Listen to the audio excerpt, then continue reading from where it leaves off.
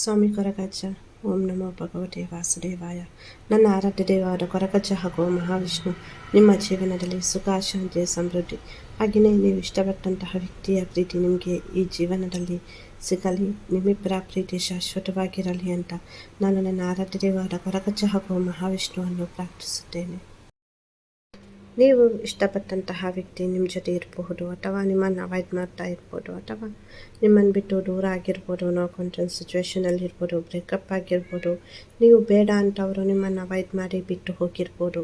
ಇಂಥ ಪರಿಸ್ಥಿತಿಯಲ್ಲಿ ನೀವು ಅವರು ನಿಮ್ಮ ಜೀವನದಲ್ಲಿ ರಿಟರ್ನ್ ಬರಬೇಕು ಅಂತ ತುಂಬ ಪ್ರಯತ್ನ ಮಾಡ್ತಾ ಇರ್ಬೋದು. ಅವರ ಕಾಲಿಗೋಸ್ಕರ, ಮೆಸೇಜಿಗೋಸ್ಕರ, ಅಥವಾ ಅವರು ನನ್ನನ್ನು ಬಂದು ಸೇರಬೇಕು, ನಮ್ಮಿಬ್ಬರದ್ದು ಪ್ರೀತಿ ಮುಂದುವರಿಬೇಕು, ನನಗೆ ಆ ವ್ಯಕ್ತಿ ಜೀವನದಲ್ಲಿ ಬೇಕು ಅಂತ ನೀವು ಅಂದ್ಕೊಳ್ತಾ ಇರ್ಬೋದು. ಆ ವ್ಯಕ್ತಿಗೋಸ್ಕರ ನೀವು ಕಣ್ಣೀರು ಹಾಕ್ತಾ ಇರ್ಬೋದು. ಅದು ನಿಮ್ಮ ಹುಡುಗ ಇರ್ಬೋದು, ಹುಡುಗಿ ಇರ್ಬೋದು. ಈ ಪರಿಸ್ಥಿತಿಯಲ್ಲಿ ನಿಮ್ಮವರು ನಿಮ್ಮ ಜೀವನದಲ್ಲಿ ಹಿಂತಿರುಗಿ ಬರ್ತಾರಾ? ನೀವು ಅವರಿಗೋಸ್ಕರ ಕಣ್ಣೀರು ಹಾಕೋದು ಸರಿಯಾ? ಬರೋದಾದರೆ ಯಾವಾಗ ಬರ್ತಾರೆ? ಈ ಪ್ರೀತಿಯಲ್ಲಿರುವಂತಹ ಸಮಸ್ಯೆ ಎಲ್ಲ ಸರಿಯಾಗುತ್ತಾ ಅನ್ನೋದನ್ನು ನಾವು ಇವತ್ತು ನೋಡುವ. ನಿಮಗೆ ನಾನು ಮಾಡುವಂಥ ವೀಡಿಯೋಸಿಂದ ಯೂಸ್ ಇದೆ, ಹೆಲ್ಪ್ ಆಗ್ತಾ ಉಂಟು ಅಂದರೆ ಪ್ಲೀಸ್ ನಮ್ಮ ಚಾನಲನ್ನು ಸಬ್ಸ್ಕ್ರೈಬ್ ಮಾಡಿ.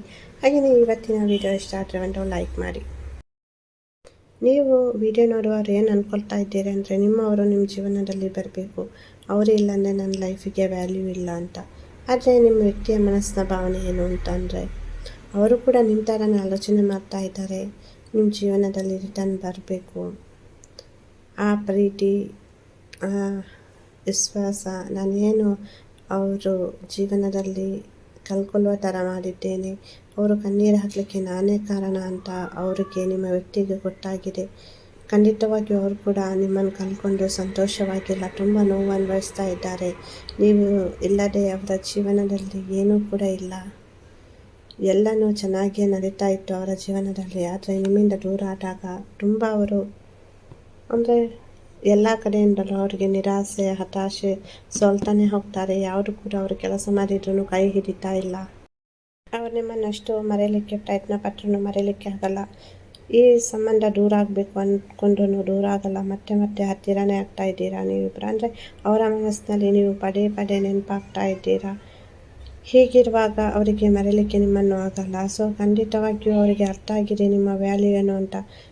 ನೀವಿದ್ರೆ ಮಾತ್ರ ಅವರ ಜೀವನಕ್ಕೆ ಅರ್ಥ, ಅವರು ಖುಷಿಯಾಗಿರಲಿಕ್ಕೆ ಸಾಧ್ಯ ಅಂತ.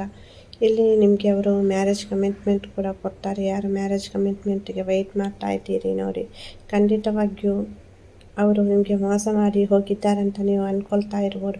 ಬಟ್ ಖಂಡಿತವಾಗಿಯೂ ಅವರು ರಿಟರ್ನ್ ಬಂದೇ ಬರ್ತಾರೆ. ನಿಮ್ಮ ಪ್ರೀತಿ ಅವರನ್ನು ರಿಟರ್ನ್ ಕರ್ಕೊಂಡು ಬರುತ್ತೆ. ನಿಮ್ಮ ಪ್ರೀತಿ ಎಷ್ಟು ಪ್ಯೂರು, ಎಷ್ಟು ಡೀಪ್ ಆಗಿಂಟು ಅಷ್ಟು ಬೇಗ ಅವರು ನಿಮ್ಮ ಲೈಫ್ನಲ್ಲಿ ಹಿಂತಿರುಗಿ ಬರ್ತಾರೆ. ನೀವು ಅವರು ನಿಮ್ಮ ಲೈಫಲ್ಲಿ ಬರಬೇಕು ಅಂತ ತುಂಬ ಪ್ರಯತ್ನ ಮಾಡಿದ್ದೀರಾ, ಪ್ಲೇಯರ್ ಮಾಡ್ತಾ ಇದ್ದೀರಾ, ಪೂಜೆ ಮಾಡ್ತಾ ಇದ್ದೀರಾ, ತುಂಬ ನೀವು ಅವರನ್ನು ನೆನಪು ಮಾಡಿಕೊಂಡು ತುಂಬ ನಿಮ್ಮ ಲೈಫನ್ನೇ ನೀವು ಸ್ಪೈಲ್ ಮಾಡ್ಕೊಳ್ತಾ ಇದ್ದೀರಾ. ಆ ಥರ ಕೆಲವೊಂದು ಪ್ರೀತಿಯ ವಿಷಯದಲ್ಲಿ ತುಂಬ ಸ್ಟ್ರೆಸ್ ಅನುಭವಿಸ್ತಾ ಇದ್ದೀರಾ. ಇಲ್ಲಿ ನಿಮಗೆ ಈಗಲೂ ಡೌಟ್ ಆಗ್ತಾ ಉಂಟು ಅವ್ರು ನಿಮ್ಮ ಲೈಫಲ್ಲಿ ಬರ್ತಾರಾ ಇಲ್ವಾ ಅಂತ. ಖಂಡಿತವಾಗಿಯೂ ಅವ್ರು ನಿಮ್ಮ ಲೈಫಲ್ಲಿ ಬರ್ತಾರೆ. ಏನು ನಿಮ್ಮಿಬ್ಬರ ಪ್ರೀತಿಯಲ್ಲಿ ಅಡೆತಡೆಗಳಿತ್ತು, ಏನು ಸಪ್ರೇಷನ್ ಆಯ್ತು ನೋಡಿ, ನಿಮ್ಮನ್ನು ಅವಾಯ್ಡ್ ಮಾಡ್ತಾಯಿದ್ರು, ನೀವು ಬೇಡ ಅಂತ ಬಿಟ್ಟು ಹೋದವರೇ ನೀವು ಬೇಕು, ನೀವಿದ್ರೆ ಮಾತ್ರ ನನ್ನ ಲೈಫ್ ಚೆನ್ನಾಗಿರುತ್ತೆ ಅಂತ ಬರ್ತಾರೆ ವೆರಿ ಸೂನ್. ನೀವು ಇಷ್ಟು ಟೈಮ್ ಎಷ್ಟು ನೋವು ಅನುಭವಿಸಿದ್ದೀರಾ, ಕಷ್ಟ ಅನುಭವಿಸಿದ್ದೀರಾ ಈ ಪ್ರೀತಿಯಿಂದಾಗಿ. ಅದೆಲ್ಲವೂ ದೂರ ಆಗುವಂತಹ ಟೈಮ್ ಸನಿಹದಲ್ಲಿದೆ.